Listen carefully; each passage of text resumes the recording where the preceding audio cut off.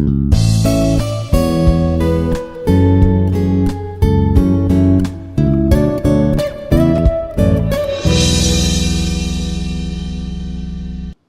to the session.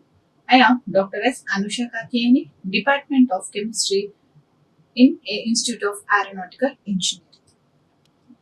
Today, I am going to discuss on the types of hardness and hardness of which causing the hardness of water and units of hardness, determination of hardness of water and boiler tubes. So the water which doesn't give lather with the soap is considered as hard water. So it is generally the soap is made of sodium salt, long fatty acid, so long chain fatty acid salts with such as oleic and palmitic and stearic acid. So this soap will have sodium salts with long chain fatty acids of sodium salts. So when the hard water is mixed with these soaps, it reacts with the calcium and magnesium present in the water. It forms salt. Sodium is displaced in the soap and it forms calcium and magnesium salts, which is like insoluble scums. So we don't get lather. Rather than lather, we will get the precipitate or insoluble scums of calcium and magnesium. This was measured in units is parts per million or mg per liter. So hardness of water is classified into two types. One is temporary hardness or carbonate hardness and permanent hardness or non-carbonate hardness. So the temporary hardness is due to the calcium and magnesium carbonates in water, which is insoluble. The hardness can be removed by boiling the water. So when the hard water with temporary hardness is boiled, what happens? So if it is 100 ml, it should be reduced to 50 ml. So what happens? It forms salts of magnesium and calcium carbonates on the water, on the layer of the vessels. So the water which we get is free from these salts. So this can be removed easily so these salts like magnesium and calcium carbonates can be removed easily by boiling the water. Coming to the next type, permanent hardness. Here the hardness of water is due to the soluble salts of magnesium and calcium present in the form of chlorides and sulfides. These are like non-carbonates and it present in the form of chlorides and sulfides, which we cannot remove by boiling. So this cannot be removed by boiling, therefore called as permanent hardness. The name itself indicates it is permanent and which cannot remove either by boiling or here the procedure in temporary hardness, by following the procedure of boiling we can remove the hardness, whereas in the temporary permanent hardness we cannot remove the water hardness by boiling. So here upon boiling, coming to the temporary hardness, this can be removed by boiling. So upon boiling, the soluble salts of calcium and magnesium are converted into generally the soluble salts of bicarbonates in water like CaHCO3 plus CaHCO3 plus water. What happens? It forms calcium hydroxides, calcium carbonates plus CO2 is emitted plus water is formed.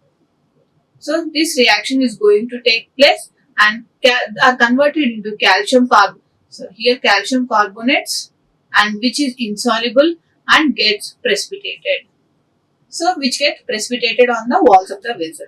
So the calcium bicarbonates when boiled is converted into calcium carbonate, which is an insoluble form, plus water plus carbon dioxide is emitted. So and another method for removing the hardness in water is also by Clark's method. So the calcium hydroxide is used as a Clark's reagent. Generally we term it in the Clark's method, we will use calcium hydroxide, which is also known as Clark's reagent. It removes the hardness of water by converting the formed bicarbonates into the carbonates. So what happens? when the calcium hydroxide solution is added to the water with temporary hardness. Here we are adding, this is calcium hydroxide.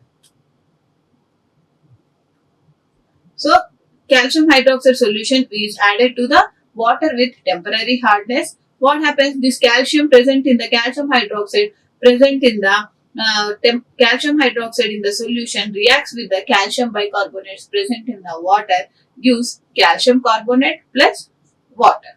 So here it will gives this calcium and this carbonates gives to CaCO. Here one carbonate is given to this calcium and one carbonate here. So two molecules of calcium carbonate was formed, resulting in two H2O molecules.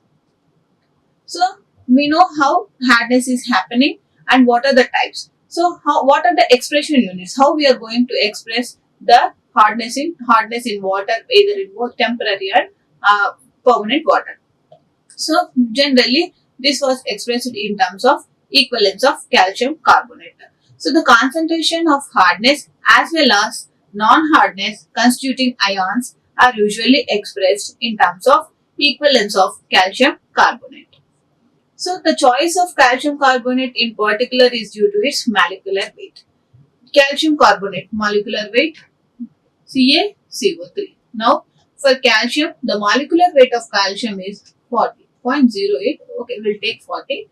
And carbon 12, oxygen 16. 16 into 3, 48. 16 into 3. 3 molecules of oxygen. So we are taking like this. So total 100. So the molecular weight of the calcium carbonate is 100. So when it got dissociated, Ca2 plus CO3 2 minus. So it is contributing 2 plus ions. Then the equivalent weight of calcium carbonate is 100 by, it is contributing to 2 ions, so we have to divide it by 2. So this is the equivalent weight.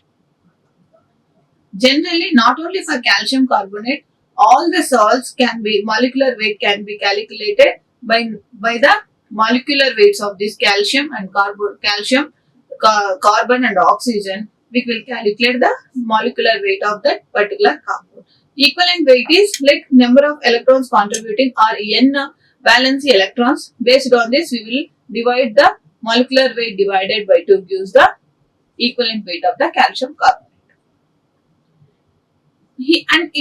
Why we are using calcium carbonate? Because its molecular weight is 100 and equivalent weight 50. We know molecular weight how we are calculated, and this is the equivalent weight. So, and it is the most insoluble salt that can be precipitated in water treatments. So this is the most insoluble salt. It will be precipitated in water treatments. If we see here, when the calcium hydroxide was added, it forms an insoluble precipitate. If we see here, that precipitate, this is calcium carbonate, CaCO3. 2 molecules of CaCO3 was formed. Then it was filtered using the funnel. So the precipitate here, calcium carbonate as well as magnesium carbonate got trapped into the funnel, and the remaining solution will be free of calcium and magnesium, is passed through the filter, and it is the soft water. So this is having the formation of capacity to form the precipitate, and which can be removed easily by filtration. So the calcium carbonate used, special calcium carbonate is used because of this particular point. So hardness causing the salt in terms of calcium carbonate. So this can be calculated is equal to mass of hardness causing substances. So if it is calcium or magnesium salt, we will use this mass. Then chemical equivalence of calcium carbonate 100, and this is this is equivalent weight. The equivalence means 50, and molecular weight of calcium carbonate is 100.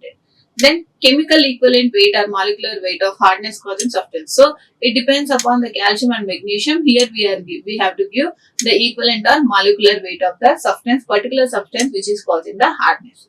So same thing here, mass of hardness causing substances into the equivalent weight of calcium carbonate into 100. Why? Because the molecular weight of calcium carbonate divided by chemical equivalent or molecular weight of hardness causing substance. So this is the formula we are using for the expression of hardness.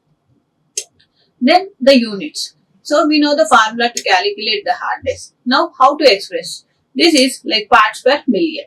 It is the number of parts per million, like ppm. Parts per million is nothing but the ppm.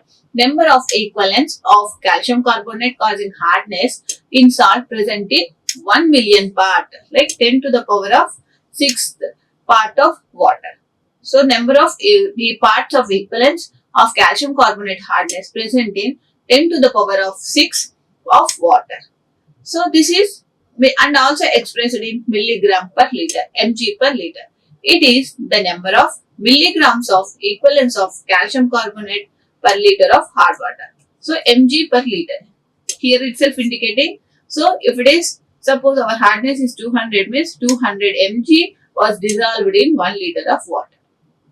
If it is 800, so the 800 mg of hardness was there in terms of calcium carbonate in water. So 1 mg means 1 mg of equivalent calcium carbonate present in 1 liter of hard water. And also degree Clark is also one of the unit to express hardness.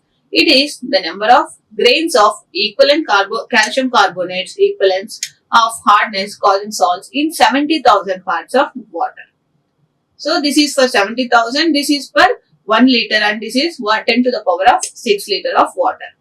So degree French, it is the French unit.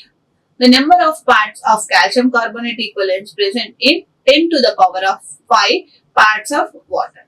So the interconversion factor is 1 ppm is equal to 1 mg per liter. It is equal to 0.0 degree Clark equal to 0.1 degree French unit. So here 0.07 is equal to 0.1 French unit. This is the interconversion factor for expressing the units in hardness. So up to now we have seen through the hardness causing substances and types of hardness and what are the methods to remove hardness in temporary water. So now the thing is, we are going to apply this water in this knowledge on the industrial level. So what are the problems we are facing because of this hardness of water? The main issue facing in the industry is boiler troubles. By the uses of the water with more salts causes the boiler troubles that we are going to see in detail. In feed waters, actually this boilers was fed with waters. So before these waters has to be purified, or the salts present in the water should be reduced. So the pre-treatment has to be done before feeding to the boiler tubes. Now, if water is not treated, or if the salts present in the water is high, so how the boilers are going to affect, that we are going to see in detail now. So feed water is the water that undergoes purification or preheating and is then supplied to boilers for hot water and steam production in industry. So, in general, low pressure, there are 3 types of boilers: low pressure, medium pressure and high pressure. So, based upon this pressure, the required concentration of hardness is 40 to 80 ppm is allowed. A ppm is nothing but parts per million, 10 to the power of 6 or mg per liter. So, 40 to 80 mg of 1 liter of water and 10 to 40 in medium pressure. In high pressure, very low concentration like 0 to 3 ppm of or 0 to 3 mg per liter of hardness is allowed. Generally, it is found in thermal power plants where it is stored and conditioned in tanks known as boiler feed waters. In general, the most usage is in thermal power plants where the water is stored for longer periods and it undergoes some treatment. And then these tanks are called boiler feed water. So it should have the following composition. It should be less than 0.2 ppm. It should be no OH minus free, and its soda alkalinity should be 0.545 to 1 ppm. Only if it follows the criteria, then it was used in thermal power plants. So in boilers, Due to the heating procedure and steam generation, the water continuously got evaporated. So, and the concentration of the dissolved salts present in the water increased progressively. So, if the water have more salts, when the water goes on evaporating, so the salts present in the water got concentrated. So, when the dissolved salts concentration increases and reaches saturation point, they are thrown out of water in the form of precipitates in the inner wall of the boiler. So, the concentration of the salts present in the boilers got increased. So, at a certain point of saturation, so the saturation happens means the precipitate is formed. So, the dissolved salts present in the water got and results in the formation of precipitates. So, what happens? The formed precipitates forms a layer on the boiler inner walls. So, this precipitation it may be the loose or slimy, and if it is loose and slimy, then it is called sludge. We will call it as sludge. Here, the representation here is this is the sludge. This is loose and slimy. So, the precipitate in the boilers got due to the higher evaporation rate, the salts increased salts got precipitated and formed inside the walls of the boilers. So, this is the sludge formation. This is loose and slimy layers present in the boilers. If the precipitate matter if is hard, either in crust or coating on the inner walls of the boiler, it is called scale. This is the scale. This is the scale. It is very hard. This is the scale. This is the actual dia of the boiler. Due to the scale formation, the boiler dia decreased like this because this is the continuous formation of the sludge in the scale on the boiler tubes. So, the formation of sludge. It is formed at colder portions. So, where heat was less, there is a chance of more formation of this sludge or scale, and collects where the flow of water is slow or bends. If the if the pipelines is having bends this way, so the here heating is happening. So, in these portions, many bends, even here so many bends, the water flow will be like this. So, this is connected to the boilers. So, at like these sides, no water flow will be very less, and then here the colder portion, no heat will be there. So, it got deposited in these sides. So, sludges formed by substances which have greater solubility in hot water than in cold water. So, if this formation of these substances, especially at hot water, comparatively cold water. Suppose magnesium carbonates, magnesium chlorates, calcium chloride, and magnesium sulfate forms easily in the easily in hot water conditions rather than cold waters. So, what are the disadvantages of sludges? So, sludges are the bad conductors of heat and electricity. So, this results in the wastage of fuel and heat. If the boiler is having full of sludge, the heating time definitely varies because the sludge whole thing deposited on the boiler has to be got heated, then only it enters into the water, then only heating procedure and steam generation will happen. So, it is the wastage of heat and fuel. These sludges entrapped on the scale get deposited as scales causes more loss of efficiency of boiler. So, the boilers generally these boilers due to the sludge and scale formations, the mechanical strength of the boilers, it loses its mechanical strength, and the mechanical strength of the boiler decreases, and it results in the damage of the boiler or failure of the boilers, and also leads to the slow circulation and connections present to the. So, if the boilers are connected with the pipelines, so the connections present in the boilers got blocked or choked, or choking will happen or blockage will happen. This also causes in the problematic reaction in the boilers. So, how to prevent the sludge formation? By using soft water And one method is by using soft water, which is free of dissolved salts like magnesium carbonate, magnesium chloride, and calcium chloride and magnesium sulfate. And the blowdown operation can also prevent sludge formation. So this, by treating the water with blowdown operation, we can prevent this sludge formation. So the next thing is, that is about all about the sludge. Now we are moving to the formation of scales. So due to the decomposition of bicarbonates at high temperature and pressure present in boilers, it forms a calcium carbonate. So what happens when hydrogen, when it reacts with the H2O, calcium carbonates formed and H2O was released, insoluble salt and settle as a precipitate in the boiler. So calcium bicarbonate reacts, gives rise to calcium carbonate, and two H2O molecules are released plus one carbon dioxide molecule will be released. So these calcium carbonate scales is soft and is the main cause of scale formation in low pressure boilers. So these calcium carbonates are the main cause for the formation of scaling, especially in low pressure boilers. Whereas in high pressure boilers, calcium carbonate is soluble due to the pressure and due to the PSA, particular PSA they are applying in the boilers. This calcium carbonate got dissolved, but it is problematic and in low pressure boilers. So the solubility of calcium sulfate in water decreases with rising temperature. So whereas in sludge formation at higher temperature the solubility is more and the sludge formation is more. Whereas in here scale formations, the calcium sulfate solubility decreases with rising temperature. It decreases with rising temperature.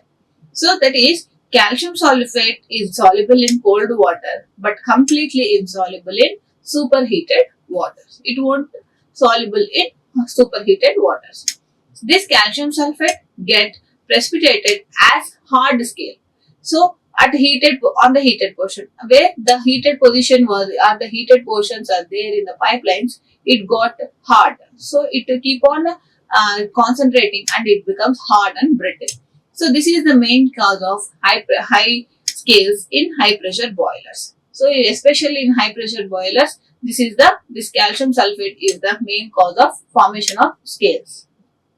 So the next is formation of scales through the hydrolysis of magnesium salts. So the magnesium salts undergoes hydrolysis. The magnesium salts like magnesium chloride or magnesium sulfate undergoes hydrolysis, means it reacts with the water molecules and results in the formation of Mg. This Cl2 reacts with the one hydrogen molecule and gives 2 HCl, hydrochloric acid. So the remaining magnesium reacts with the OH molecule present in the water and gives magnesium hydroxide. This is a soft precipitate of scale. It is also a scale, but it is a soft type of scale. So this presence of silica also, here this in households, this magnesium salts present in the water forms a soft type scale on the water taps, etc. Even in kitchens, due to the uses of borewell water or highly hard water, or which is having more magnesium salt water. And this silica also causes the precipitates in water. Silica present in small quantities deposits as calcium silicate or magnesium silicate. The deposits stick and very firmly and very difficult to remove. So what happens? The silica here, but unlike silica, magnesium salts are soft. That some scales can be removed easily by scraping. Whereas this some salts are very firmly attached to the surfaces and we cannot be removed by scraping. So this is very difficult to remove. And from where we are getting silica? In general, for water treatments, we will use sand filter. Even some pre-treatment methods, they will use sand filters. So when it got through the filter through the sand is nothing but the silicon dioxide, SiO2. So when sand bed is used, or sand followed by gravel, so some stones, and treatment procedure, for the treatment procedure the water is passed through the gravel, then sand, then the water is collected. At that time what happens, the silica present in the sand got mixed with the water, then it acts as a source of silica. Some traces of silica will present. So the silica present in the water reacts with the calcium and magnesium salts, gives calcium silicate and magnesium silicate, MgSiO3, which attaches or sticks very firmly to the surface of the boilers inside. Then it is very hard to remove. So what are the disadvantages of scales? First thing, as like sludge, the wastage of fuel and heat. These are, we know, the formed sludge or the scale acts as a bad conductors of electricity. So these are the bad conductors of heat. So the boiler heat transfer from oil to the boiler definitely decreases. So this is the overheating is done, also causes the loss of heat and fuel. So lowering of boiler safety. So this, due to this sludge or scale formation, the boiler safety is also got lowered, because we have to heat the boiler at high temperature. What happens at high temperature? Upon continuous heating at high temperature, we are weakening the boiler material present in the boiler. So the distortion of boiler tubes makes boilers unsafe to use, and which can't bear the pressure that they are applying, because low pressure, medium pressure and high pressure boilers are generally used in the industrial level, so which can't bear the pressure due to the formation of scales and sludge formation inside the boilers. So the efficiency or mechanical strength of the boilers definitely decreases, and also cause the blockage and choking of boilers is observed due to this sludge or scale formations. So the removal of scales. This scale can be removed by scraping with a wood or wire if it is soft. Only if it is soft. If scale is brittle, means it is breaking easily, it can be removed by thermal shocks. Thermal shocks is nothing but by increasing the temperature, the boiler is heated to a certain high temperature, then again cooling to the low temperature. So the up and downs in temperature increase, then decrease. This is called as a thermal shock. Due to this brittle scales can be removed, means which can be easily break down can be removed. If the scale is hard and adherent, means if the scale is very hard and sticks very firmly onto the surface of the boiler tubes or boiler vessels, the calcium carbonate scale is removed by using the 5 to 10% of mineral acids like HCl. So this is hydrochloric acid. So 5 to 10% of acid solution was used to wash the boiler, and then washing with EDTA solution. So first hydrochloric acid is formed because the boilers will have no calcium salts. The scales is nothing but the calcium salts. So when H plus was added, it became the active sites.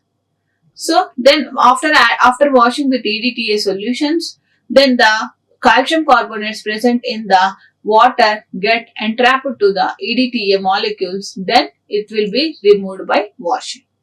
So these are the causes and how we are going to remove the scales and sludges.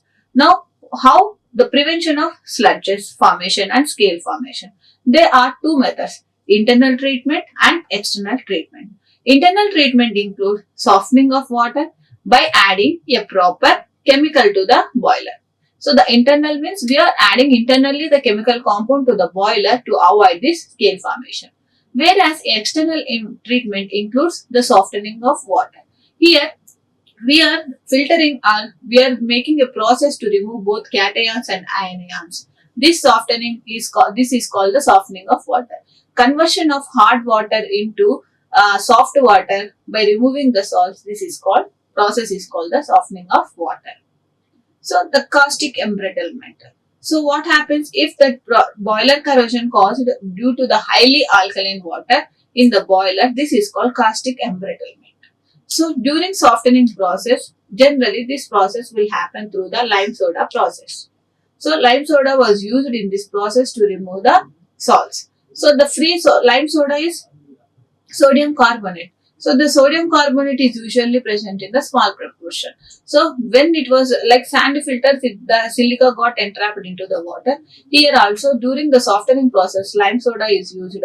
This acts as a source of sodium carbonate salts into the water. It adds some sodium salts water, free sodium salts or carbonates water into the soft water. So in high pressure boilers, especially in this type of boilers, sodium carbonate decomposes and gives sodium hydroxide and carbon dioxide. So sodium hydroxide is nothing but the caustic soda, which is highly alkaline in nature. Here, what the sodium carbonate from the soda lime process reacts with the water molecules and it forms sodium hydroxide plus water. So the NaO, if it reacted with water and it resulted in the yield of sodium hydroxide into the water. Again, it is a caustic soda. It causes problem. What happens? Some sites will have hair cracks, like some cracks on the boilers. This NaOH formed will got entered into this hair cracks through the capillary action, inner side of the wall through the capillary action. Then what the water evaporates and dissolved caustic soda concentration increases. So when in boilers, heating condition will be there. So it entered into the boiler through the hairline cracks inside the boiler through the capillary action. So what happens? The water in this boilers got evaporated and dissolved. The caustic soda concentration present in the boilers increased. So what happens? Once this increase, the caustic soda attacks surrounding area. This caustic soda have the capability to act as an anode and cathode by dissolving iron in the boiler as sodium ferroate. So the NaOH present in the cracks or inner wall of the boilers reacts with the iron, forms sodium ferroate. So this causes embrittlement of boiler. So here if we see the cracks, these are the cracks trapped with NaOH. So it acts as an anode, and whereas this one is iron. So the boilers are generally made of the iron. So this acts as a cathode. So it starts dissolving the iron, results in the formation of sodium ferroate. The iron surrounded by dilute NaOH becomes the cathodic side, while the iron in contact with the NaOH trapped inside these cracks acts as an anode, and this iron present on the wall of the boilers acts as a cathode. So it starts dissolving the iron present in the boiler, results in the sodium ferroate, which is nothing but the corrosion. It is a corrosive compound. So the NaOH becomes anodic part, which consequently dissolved or corroded. So the prevention of caustic embrittlement by using sodium phosphate as a softening reagent, because due to the low, here we are using sodium sulfate. Here we are using sodium phosphate as a softening reagent instead of sodium carbonate. So in lime soda process we are using sodium carbonate. So instead of this, if we use sodium phosphate, this is a softening reagent, we can avoid this caustic embrittlement by adding tannin and lignin to boiler water. Also can be avoided this cracks in the air, because this happening due to the formation of caustic soda present in the boilers. It enters the cracks present on the boilers and acts as a anode and dissolves the iron particles. So if the cracks can be removed by adding tannin and lignin, the problem can be solved. Here, by adding sodium sulfate to boiler water, sodium sulfate is added to the boiler water. So the ratio is kept as 1:1, 2:1 and 3:1 in boilers, which are working respectively at different pressures like 10, 20 and 30 atmospheric units. So the concentration is sodium sulfate concentration and the here NaOH concentration. What are the disadvantages of caustic embrittlement? So this causes the weakening of the boiler material and the failure of the boiler. So and one of the problem we are facing in the boiler is priming and foaming. So the priming is related to the viscosity of the water. It tends to foam. These properties are generally governed by the TDS and alkalinity of certain organic substances and by total salinity or TDS. So the degree of priming also depends on the design of the boiler and its steaming rate. So at which rate we are using. It is a phenomenon of carrying out droplets of water to steam with steam in boilers. So due to rapid and violent boiling of water inside the boiler, the water particles mix. What happens due to the rapid heating? The water particles got mixed with the steam and pass out from the boiler. So this process of wet steaming process is due to the several reasons. Foaming. It is the phenomenon of formation of foam or bubbles on the surface of the water, which result in the carrying of this. What happens due to the formation of here the soap are like bubbles which carry along the steam. Here the bubble or steam. This white is called bubble or foam formation. So foam of bubbles carry along with the steam. So it enters into the reaction units. So this foaming and priming are collectively called as the carryover. For both the foaming and priming, both can be termed as carryover. What we have to do? Proper treatment of boiler feed water is an important part of operating and maintaining boiler systems in desired conditions. A steam is produced, dissolved salts become concentrated and forms deposits inside the boiler. So, how to prevent this foaming and priming? So, the most common measure to prevent this priming and foaming is to maintain levels of salts in desired level or low concentration of salts in the boilers. It should be reasonably at low levels. So, for priming, the proper boiler design is useful. So, the designing of the boiler should also avoid priming and maintaining proper water levels. So certain level of water is maintained inside the boiler. So the maintain the concentration of solids in boiler water and foaming. So the anti-foaming agents like synthetic polyamides, castor like organic oils, like coagulants like aluminum hydroxide. This is also called as alum. This is generally used to precipitate or to reduce the foaming. These are like anti-foaming reagents.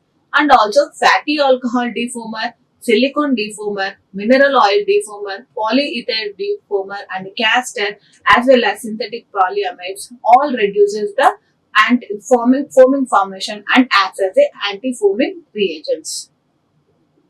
Thank you. Like, share and subscribe. Hit the bell icon for more updates.